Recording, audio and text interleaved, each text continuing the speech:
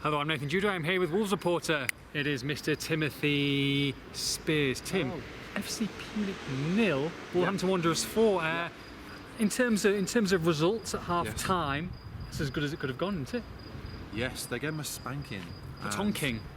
After not a ropey start, but a difficult start. They had to come through a test, first 15 minutes.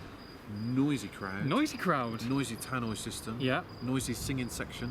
I like the singing section. I mean, it wasn't exactly intimidating, what with the taped over running track you can see behind us here. So they don't exactly crowd over the players. No, but there was enough there. But there was plenty of noise going, and there's a couple of the Wolves players have just kind of said to me they didn't really know what to expect tonight. So from their opponents or from the environment that they were in. So to come through that unscathed and then romp to a 4-0 hammering, shellacking is perfect. Is tie over. You could play you at Molineux in goal, they'd still win. Wow, waiting for that one, And it's perfect preparation, and let's hope they all get back safe now for Sunday. Yeah, and look, they did have good chances, they created good chances, but they were clinical, weren't they? Yeah, that's been the theme of pre-season for me. You go back to that Newcastle game, Jota's finishes there and Gibbs White.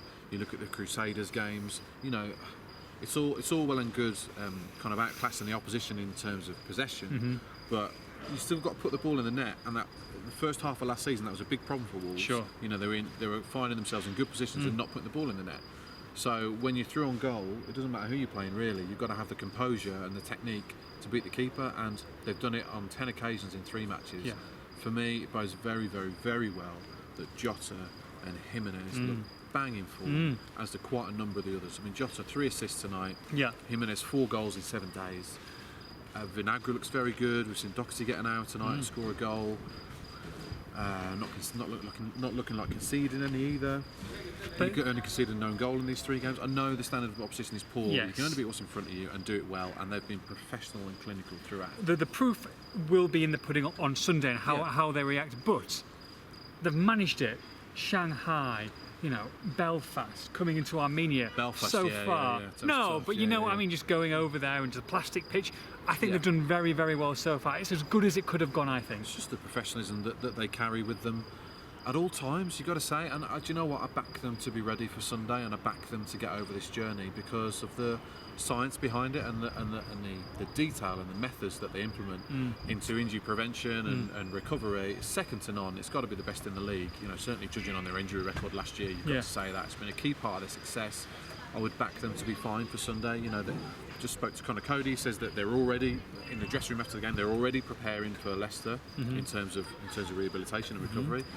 They'll be doing that on the plane, eating the right foods, muscle, relaxations, etc. No Kit Kats. And they're going back immediately. They're going back now. They've just gone to the airport. Yeah. They'll be back in England about 2 in the morning English time, I think. Rest up, light session tomorrow. Go to Leicester on Saturday. I think I think they'll be fine, and if not, I don't think they'll hard behind the excuse of it anyway. I tell you, we'll be rested. Adama Traore. Forgotten his passport. Couldn't find his passport. Well, I mean, that's steady.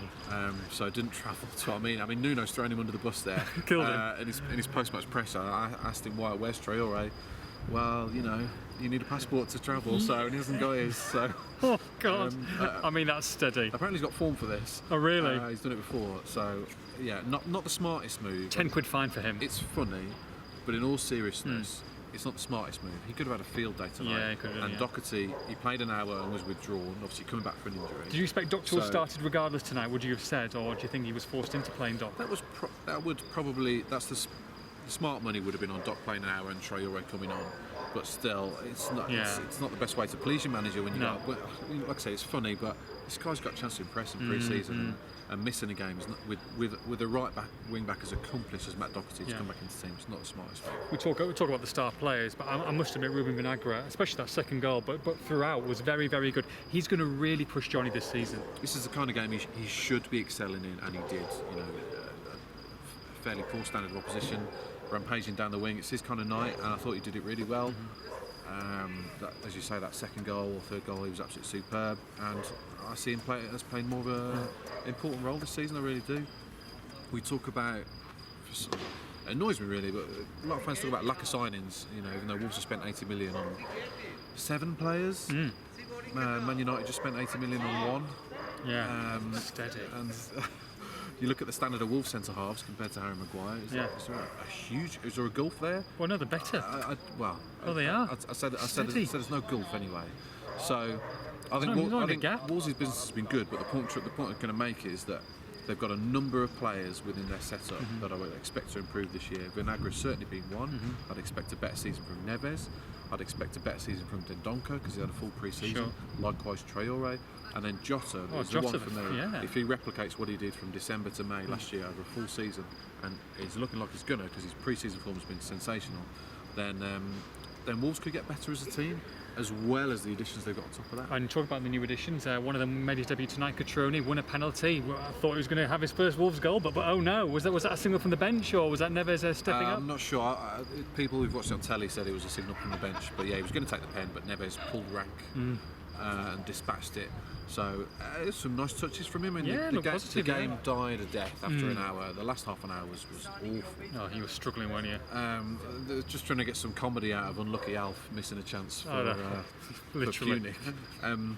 So there wasn't much happening at all, but yeah, fair play. He took his man on, won the penalty, and there's more to come, much more to come from him. I can't wait to see how he does. Last thing on this tie, I say it's tie. It's probably over now. Would you say that they don't even need to play any of the kids? Any of these players, and maybe one or two or three, and play the youngsters, play Balejo and a couple of the other new signings? No, I like it. No, no, I just yeah, it's good. Yeah, we rehearsed that in our hotel room earlier, didn't we? We did, yeah, amongst other things. But do you think can he rest the whole team? Can he rest most of them? Do you think he will do? I don't think it's a case of that. I think it's whoever needs minutes will play. So you look at Romain Saiss, he'll need minutes. Remember, this is all still part of pre-season, building up now to Sunday. But Traore's got to go through border control just outside Molineux. So you'd expect Traore certainly to play next Thursday if he turns up. Yeah. You'd expect Cutrone to start. You'd expect probably Vinagra to start if he doesn't start on Sunday. It'll be that really. It'll be the guys that need the minutes. It'll still be a very strong team to put out. Could see a couple of the new lads come in as well, Neto and Jordao. Balejo, as you say, I'm sure he'll play. Maybe John Ruddy might get a game there. Yeah. So it'll be a strong team. I'm not sure it'll be the kids, but I reckon it'll be your fringe players, your bench players, plus a few first teams. Connor Cody, obviously, he plays every minute. Maybe Doc might be involved somewhere as well. It's your Carabao Cup lineup, isn't it, basically?